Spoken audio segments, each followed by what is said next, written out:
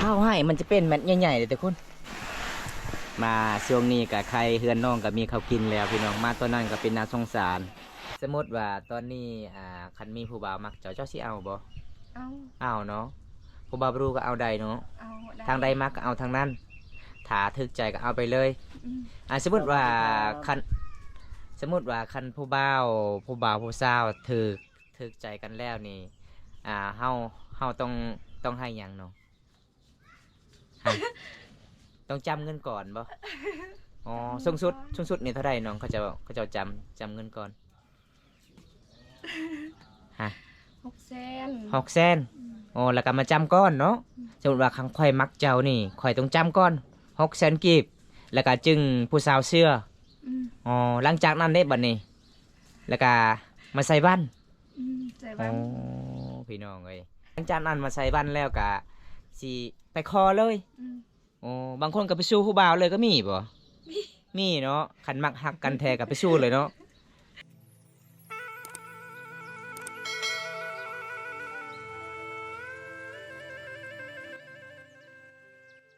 นี่บรรยากาศยามต้นเสาทุกคนอันนี้จะเป็นบ้านของสาวไทยคุณสวยหมู่บ้านสาวบ้านเก่งอล่องทุกคนเมื่อนี้ก็สิได้พ่อหรือบ่อน้องโอ้มาเมื่อนี้สารของน้องงามเด้อทุกคนเลยไปสุดกอดบอมตาเกือบตกสารพี่น้องอยู่เฮือนปะจ้าโอ้เห็นอย่างน้องสาวต้มน้ำไม้ต้มมะบังบ่สบายดีเนี่ยสบายดี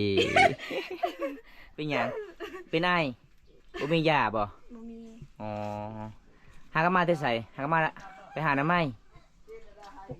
ก็มาปลูกมันจะปลูกกับไผอีเมยังมาทันได้มาจะเอามาก่อนไปหาน้ำไม้เลยโอ้หอนเหือสารตุ้มน้ำไม้บุมีหันกินเนาะโอ้ยพี่น้องเลย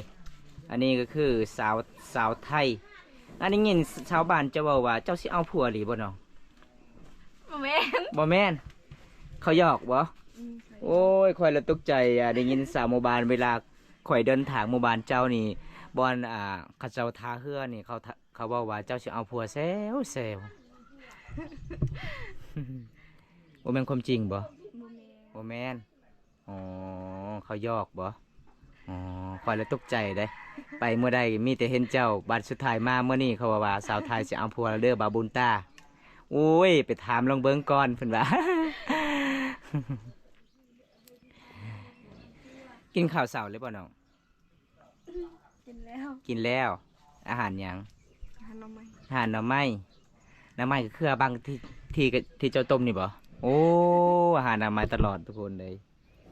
มาเมื่อนี้ปีนัวกับเบิดเลยเนาะบัดนี้เนาะเอ้ยปีนัวที่เฮาซื้อมาเมื่อนั้นทุกคนเลย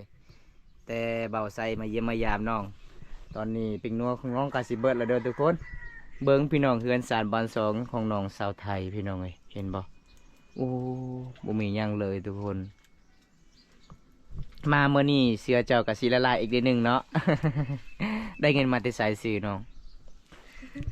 ฮะรับจ้างหับจ้างโอ้หับจ้างก็คือรับจ้างเนาะ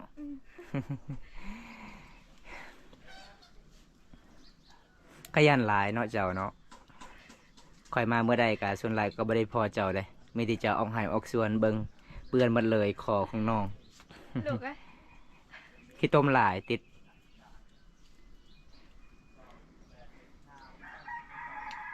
เตียงดอยอีหยังเตียงดอยมีหยังเตียงดอยฮะดักนึงตาเข้าเข้าไหมบ่เอามืออากาศก็หอนหลายทุกคนยามแดดพี่น้องกะสีตาเข้าไหมแล้วบ่ฮุดเข้าหายบ่เสาไทยฮะยังอ๋อได้จักสอบแล้ว10 สอบแล้วโอ้อันนี้คือข้าวใหม่มาดูอันนี้บ่มีแต่ข้าวใหม่หมดเนาะปลามีปลาอีกเนาะปลาตัวใหญ่ๆเด้ปลาตัวหนึ่งนะ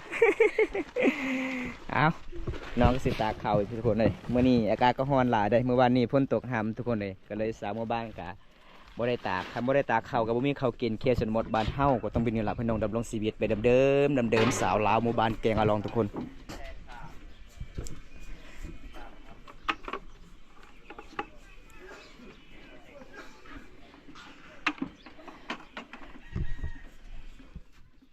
เจ้าสิตากอยู่นี่เลยบ่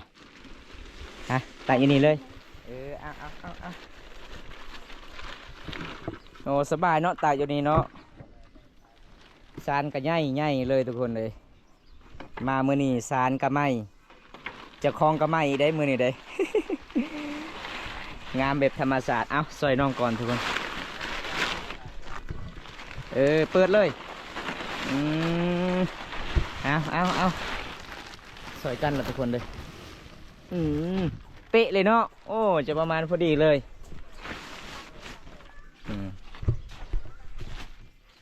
ตอนแรงล่ะกะตั้มเลยบ่ตอนแรงบ่บ่ได้ตั้มสีเอ้าจะมีห้องสีบ่ห้องสีไผจะสีเข้านะพี่น้องจ้างเอาบ่น้องสอบหนึ่งเท่าไหร่30โอ้ทุกคนเลยแพงหลายเด้อทุกคนสอบหนึ่ง30,000 กีบพี่น้อง10 สอบก็คือ300,000เนาะโอ้เอาน้องก็สิตามเข้าจะยกไหวบ่เอานี่ละพี่น้องเอ้ยสาวลาวบางคนบ่เข้าใจว่าเป็นยังสาวลาวคือเฮ็ดเวียกงานเฮ็ดเวียกบานมันหลายก็คือแบบนี้แหละพี่น้องเขาบ่ได้เฮ็ดก็บ่มีข้าวกินค่ะผู้ใดเป็นแฟนกับสาวลาวฝ่าวมังกรโอ้ยพี่น้องบอกเลยสุดยอดขยันหลายพี่น้องบ่ผิดหวังเด้อทุกคนถ้าเอาผัวแล้วก็บ่เคยเจ้าสู้เด้ฮักเดียวใจเดียวถ้าเจ้าสู้ก็คือขลัมประเพณีบ้านเฮาทุกคนมันเป็นเม็ดใหญ่ๆเนาะนี่ทุกคนเป็นเม็ดใหญ่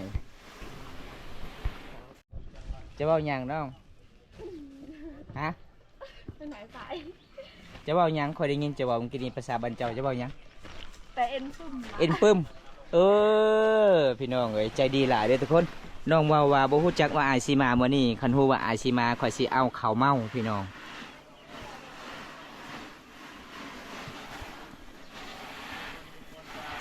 งามเนาะข้าวเจ้าเนาะข้าวไห้มันจะเป็นเม็ดใหญ่ๆเลยทุกคนนี่ข้าวไห้ข้าวใหม่เด้เวลาเรากินมันก็หอมหลายทุกคนเลยเม็ดก็จะเป็นใหญ่ๆตัวเม็ดดำกับเม็ดก็จะเป็นดำๆทุกคนเป็นบ่นี่ล่ะพี่น้องวิถีชีวิตสาวลาวเขตชนบทบ้านเฮาทุกคนเวลาอยู่เฮือนอยู่ศาลตอนเป็นสาวโสดซอยเวียกไอ้พ่อไอ้แม่ดำรงชีวิตไปเดิมทุกคนเลยแล้วเนาะรองเท้าเจ้าฮะเบิดเลยเข่ามันติดหลาย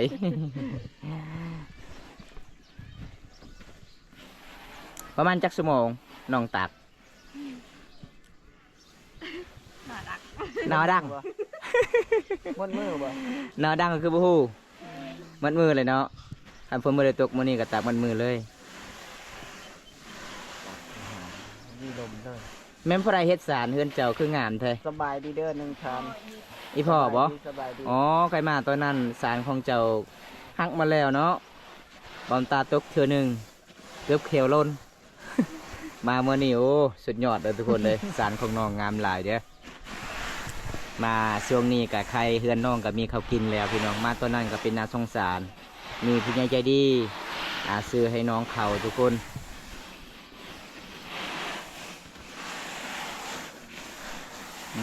ต้องให้เต็มนี่ตลอดเลยเนาะให้มันแห้งไวขยันหลายเด้อทุกคนสาว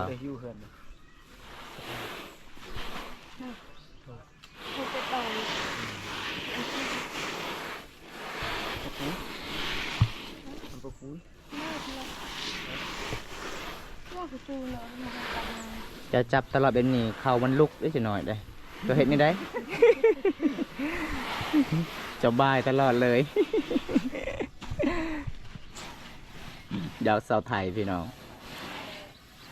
ว่าสาวไทย FC คนหนึ่งบอกว่าเจ้ากับสาวโทนี่ฮักกันในหลีบ่หลีบ่น้องเจ้าจะเอากันในหลีบ่โอ้พี่น้อง กันบ่มีผู้บ่าวมักก็คือเอากันผู้หญิงแต่ผู้หญิงบ่ยอกโอ้มีคนหนึ่งบอกว่าเป้าแท้บ่สาวไทยเป็นผู้ชายสาวโทเป็นผู้หญิง ยอกกันเนาะเพราะว่าบางคนก็บอกว่าจะเป็นสองพี่น้องว่าแม่นเนาะเป็นหมู่คู่กันทุกคนไปใส่ไปน้ำกันเวลาอาบน้ำก็อาบน้ำกัน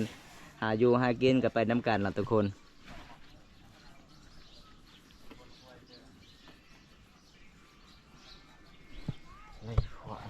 เรียบร้อยนะบัดนี้เนาะ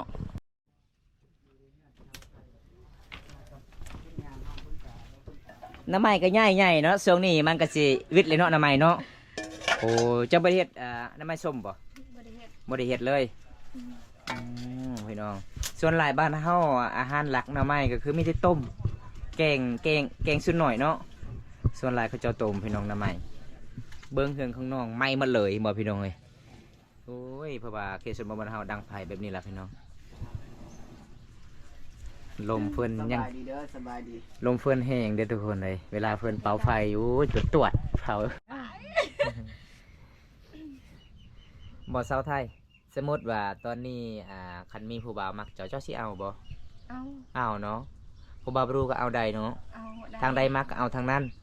ถ้าถึกใจก็เอาไปเลยสมมติว่าคันผู้บ่าวผู้สาวถึกใจกันแล้วนี่เฮาต้องให้หยังเนาะ ต้องจำเงินก่อนบ่อ๋อสูงสุดนี่เท่าไหร่น้องเขาจะจำเงินก่อนฮะ600,000อ๋อแล้วก็มาจำก้อนเนาะสมมติว่าครั้งข่อยมักเจ้านี่ข่อยต้องจำก้อน600,000กีบแล้วก็จึงผู้สาวเสื้ออ๋อหลังจากนั้นได้บัดนี้แล้วก็มาใส่บ้านอ๋อพี่น้องเอ้ยประเพณีบ้านเฮาแบบนี้เนาะคันมักฮักกันทุกคนเลยแล้วก็ต้องมาจำเงินก่อนพี่น้องต้องมามั่นก่อนพี่น้องเอ้ยมั่นเงินประมาณ600,000กีบเนาะหลังจากนั้นก็มาใส่บ้านประมาณเท่าใดวันน้อยวันใหญ่บ่ฮู้บ่อ๋อ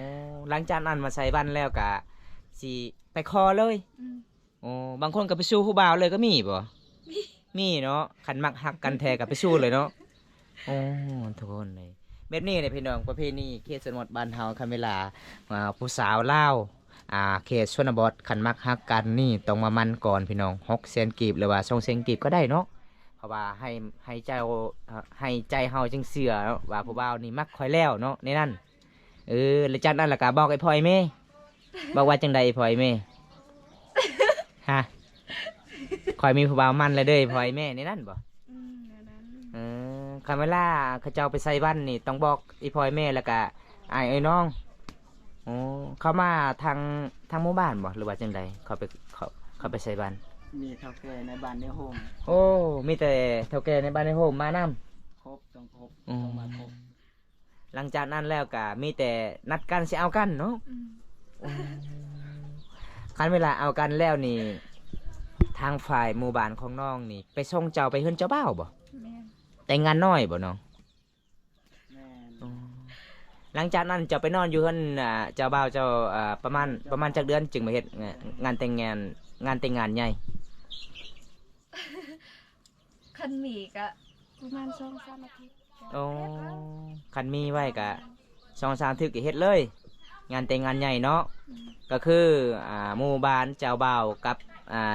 เจ้าสาวเนี่ยไปเฮือนอีพลอยแม่พี่น้องไงประเพณีแบบนี้เด้อทุกคน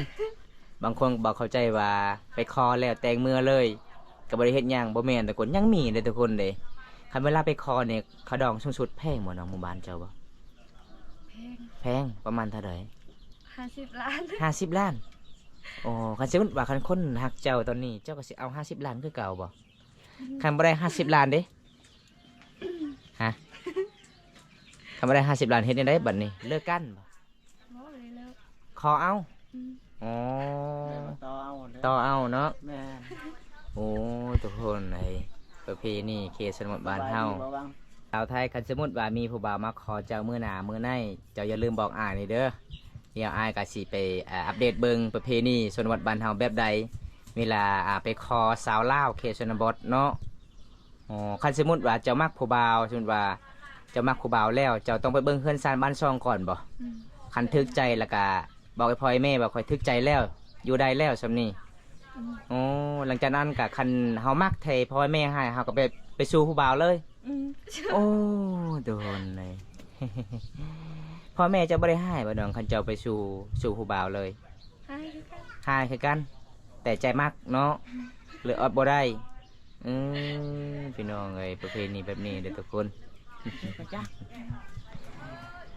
เช่นว่าคันเฮาไปสู้ผู้บ่าวก่อนนี่ขาดองก็เจ้าต้องให้ตำหลังเนาะคันเฮาไปสู้ผู้บ่าวก่อนนี่ขาดองนี่บ่แพงแน่นอนเนาะ หมู่บ้านของน้องนี่มีหลายคนบ่ไปสู่ผู้บ่าวบ่ มีหลายคน หลายคนเนาะสูงสุดกะเฮาได้ฟอผู้บ่าวเฮาที่เฮาทึกใจพ่อแม่ให้เฮาก็ไปนำผู้บ่าวเลยเฮาไปเวลากลางเว้นหรือว่ากลางคืนเนาะ กลางคืน กลางคืนเลยบ่ อืม ป้าทุกคนเลย ไปรักอีพลอยแม่ ไปรักไอ้พลอยแม่เลย แล้วก็เฮาไปสู่ผู้บ่าวกลางคืนนี่เฮาถือยังแน่ ถือเครื่องถือเครื่องเฮาส่งเสื้อเฮาชิ้นเฮาแล้วก็ไปเบิดเลย ไปเลย โอ้เวลาไปนี่บ่ให้พลอยแม่ฮู้จักบ่ ไม่รู้ คันนี้พลอยแม่ฮู้จักเป็นแบบใดมันนี่ บ่ให้ เขาให้เขาจับเนาะว่าให้ไป ไม่ไป โอ้ยน้องไงคันนี้พ่อแม่บ่ฮู้เฮาก็ลักไป หลังจากนั้นก็บอกไอ้พ่อแม่โทรบอกไอ้พ่อแม่ว่าคอยไปเพิ่นผู้บ่าวแล้วอยู่นำผู้บ่าวแล้วพี่น้องเอ้ยประเภทนี้คันมักฮักกันนี่ต้องเข้าใจนำกันทุกคนคันสมมุติว่าไอ้พ่อแม่ให้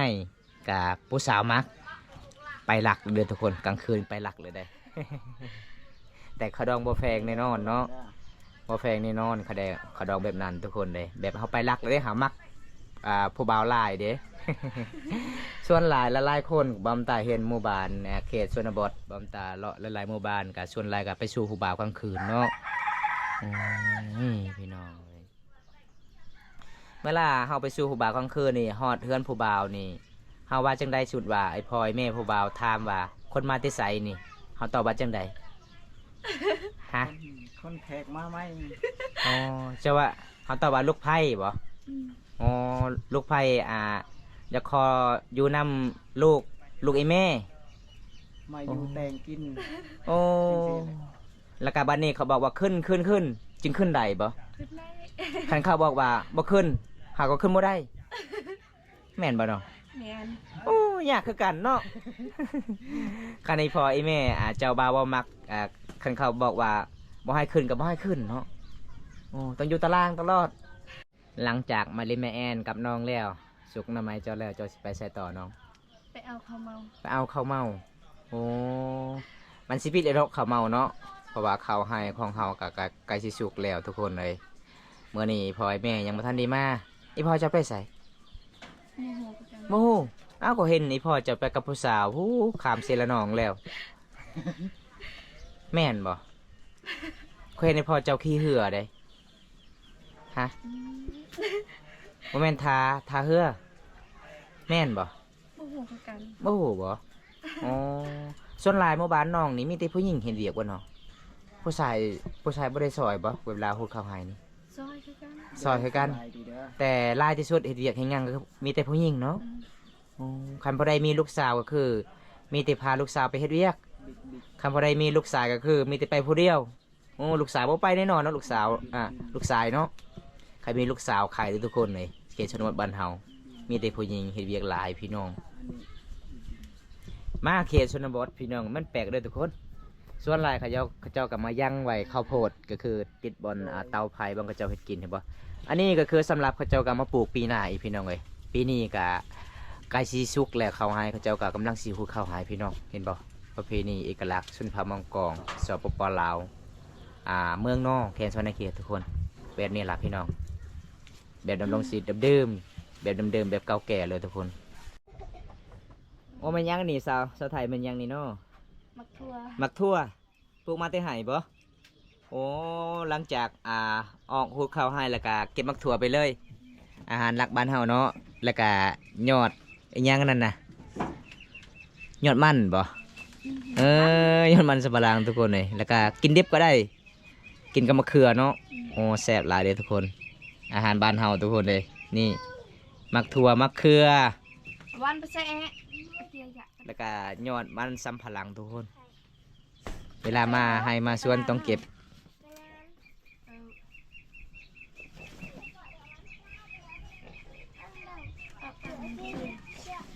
ภาษาบ้านเจ้าเอิ้นว่าจังใดนี่นะมะเขือ กึ่ง กึ่งมักถั่วเด้ ตอง หาตองโอ้กึ่งหาตองมักเขือมักถั่วทุกคน เพื่อกระทูที่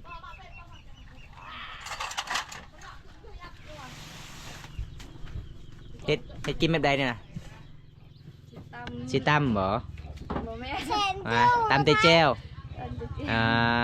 ตำแจ่วหน่อไม้ส้ม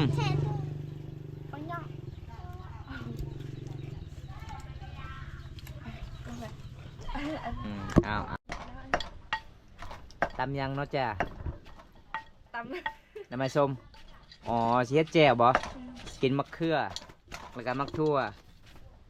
นี่พี่น้องอาหารรักเกษตรบดเห็นบ่คันมาแต่ไฮแต่ส่วนอันนี้คือมะเขืออันนี้ก็คือยอดมันสำปะหลังพี่น้องเลยแล้วก็มะขามกินนำกันโอ้ยมัดเทานี่ล่ะพี่น้องอาหารเกษตรบดบ้านเฮาทุกคน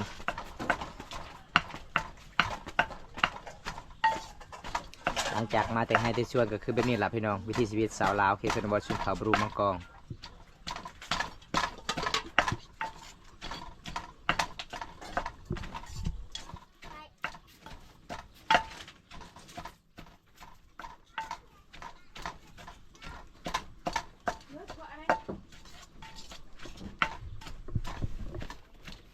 กันบ่ได้บ่เคยกินนี่เจ็บท้องแน่นอนเนาะ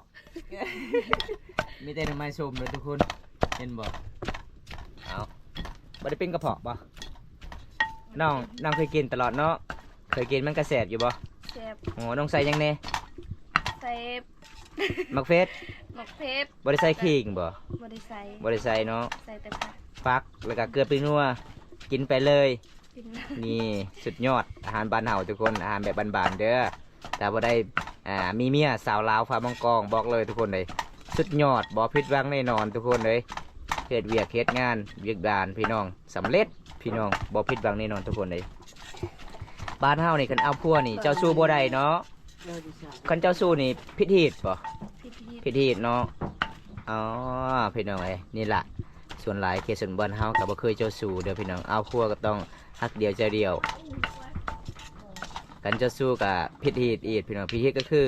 รุ่นปู่ย่าตายายเฮาที่จากไปเขาเจ้าต้องเฮ็ดแน่นอนทุกคนเลยต้องเห็นหน้าต่อหน้าต่อตาแน่นอนทุกคนปิดบังบ่ได้เด้อทุกคนเลยประเพณีบ้านเฮาพักไอ้หยังนี่น่ะ นั่นนะ ภาษาบ้านเจ้าพักไอ้หยัง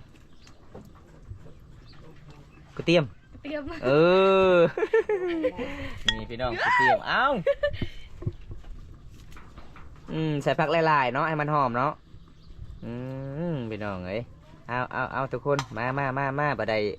มาเยี่ยมมายามสาวลาวเขตชนบทพี่น้องช่วงนี้ก็นี่ละอาหารมาแต่ให้แต่ส่วนพี่น้องเลยบางคนก็บอกว่าบ่เข้าใจก็คือตำหน่อไม้บ่แม่นนะทุกคนหน่อไม้ส้มเด้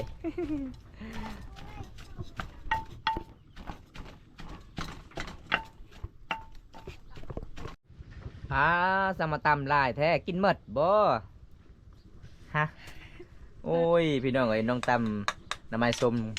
หลายพี่น้องเอ้ยคอยแล้วคิดว่าน้องสิขายได้ มีแต่น้ำไม้ส้มนะทุกคนเห็นบ่หน้าตาเป็นแบบนี้เลยทุกคนเลยอาหารบ้านเฮาพี่น้องน้ำไม้ยังเช่น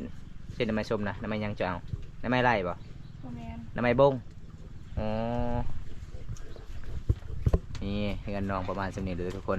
สาวลาวหลายๆคนนี่ใจดีเลยทุกคนเลยใจดีพี่น้องยอมรับว่าใจดีได้สาวลาวเผ่ามังกรทุกคน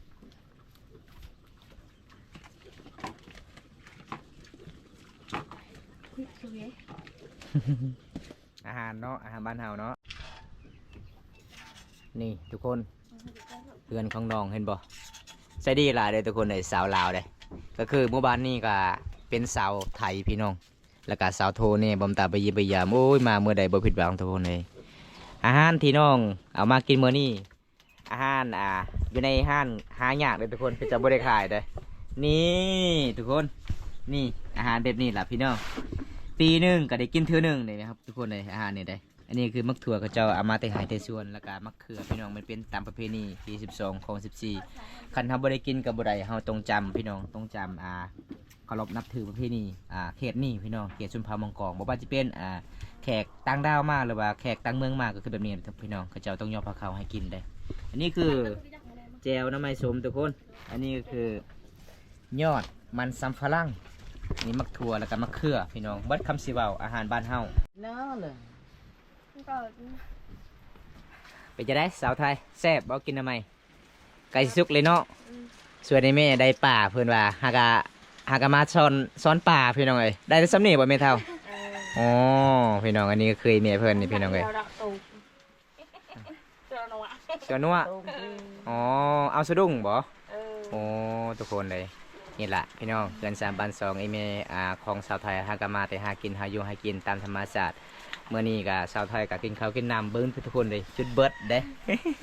ใบมะขามยังเหลืออันนี้ก็คืออาหารพี่น้องเลยมะขามกินกับข้าวพี่น้องพร้อมตากะสีกลับกันเด้อชาวไทยเด้อขอขับใจละลายที่ย่อพ่อเขาสู่ไอกิน เพราะว่ามันเป็นตามประเพณีพี่น้องเลยที่12ของ14ชนเผ่ามังกรเฮาก็ต้องจำเลยพี่น้องเลยกับบุกินกับบ่ได้พี่น้องเอกลักษณ์ประเพณีทุกคนเลยเอาจังได้บอมตากับ10 เปอร์เซ็นต์นี้ก่อนพี่น้องผู้ใดรับชมคลิปนี้แล้วก็ขอให้อยู่ดีมีแห้งขอให้ร่ำให้รวยเด้อทุกคนฝากกดไลค์กดแชร์ฝากกดติดตามฝากเป็นกำลังใจให้บอมตาเฮ็ดคลิปตอนต่อไปคลิปหน้าพบพอกันใหม่ขอกล่าวคำว่าสบายดีบันสวนบ๊ายบายโอ้บรรยากาศทุกคนเลยฝนตกห้ามวัดสิกับหลังจากมาเยี่ยมมายามชาวโทกับชาวไทยทุกคนฝนตกห้ามอีกทุกคนเลยบรรยากาศในชนบทหมู่บ้านชาวบ้านแกงอลองพี่น้อง